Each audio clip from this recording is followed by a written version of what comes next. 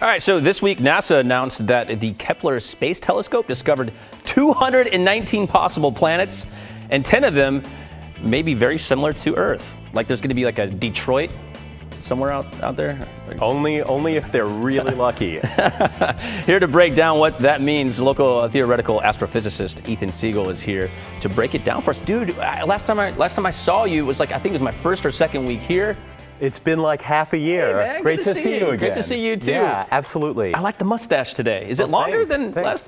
Hopefully the hair keeps growing and doesn't come out in the hairbrush. Something's different about you. You might have got taller. You never know. You never know. Well, welcome to the show. Talk to me about these planets. What you got to understand? 30 years ago, when we were younger, when we were kids, when one of us was on Pluto MTV, was when one of us was on MTV and one of us was watching MTV. Wait, nah.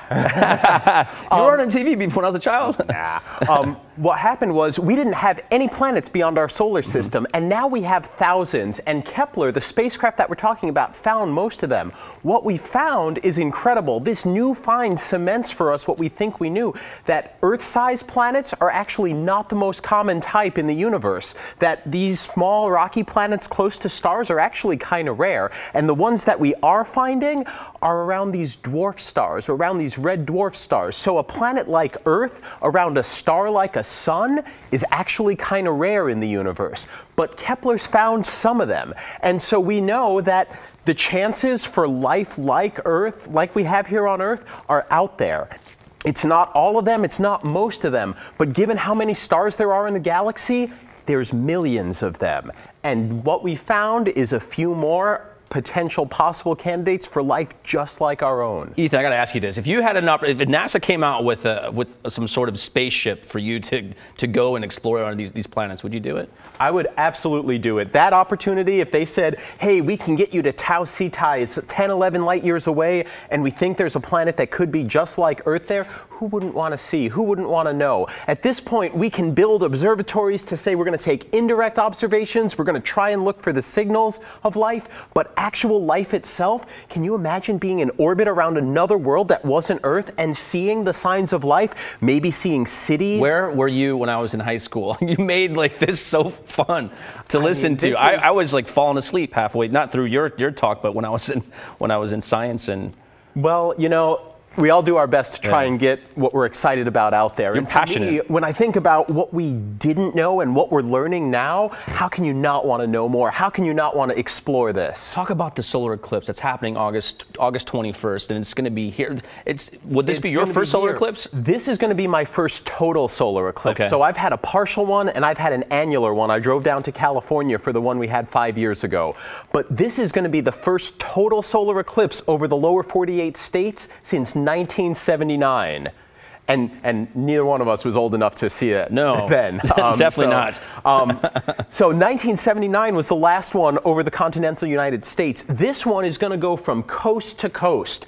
The entire shadow of the moon is going to pass between the sun and the earth, and that shadow is going to fall, hit the Oregon coast, come all the way across, and leave it South Carolina. Where so from are you going to be? I want to watch with you. I'm going to be in Salem, Oregon at Brooks Winery. I'm coming down the night before, and we're going to make a big event out of it. Oh, that's going to be amazing. I think it's going to be fantastic. What do we, okay, for someone that's not experienced with these eclipses, whether it be solar or partial, or, I mean. First thing you need. Pair of eclipse glasses. Some 3D glasses? Right? No, not 3D glasses. These are eclipse glasses. These are equipped with a special shade of lens that's going to allow you to see absolutely nothing except the sun. You can look directly at the sun with one of these. Really? And it's blacked out. I can't see a thing. That's right, because you're not looking at the sun. The sun's really bright. Alternatively, you can get welder's goggles, but it has to be at least shade 14, or you don't want to look at the sun. Once totality happens, then you can take off the goggles. It will get pitch black out. There will be stars in the sky during the day while the eclipse is total. What about those guys that have like those homemade, their homemade glasses? I think they used to make like back in the 60s and 70s. For you can get them if you've got a dark enough shade. The thing I want to encourage no one to do, make sure you do not look at the sun during an eclipse, even with insufficient protection, because you can blind yourself temporarily or permanently. I know someone who saw the 1979 eclipse, and he decided to just look at it when it was almost total. When you get the sunlight poking through the craters years on the moon, and for 2 years he had holes in his vision. You know when you look at the sun and you're like, oh, that's bright, and you that's get what that he was after doing image? all the time. Had it for years. Wow. So don't do that. Also, be prepared for what you're going to feel. It's going to get cold. You think it's 10 a.m., it's summer, things are going to get warm. Not so fast. You won't be able to feel the heat from the sun, wow, that is incredible. even when it's mostly blocked. For how many minutes? It's going to be 2 minutes totality where we are at the path of greatest eclipse. So really make sure you enjoy it. Look for the stars in the sky. The one closest to the sun will be Regulus. Einstein's relativity is going to deflect it. So October 20th, you're going to go, or not October, August 20th.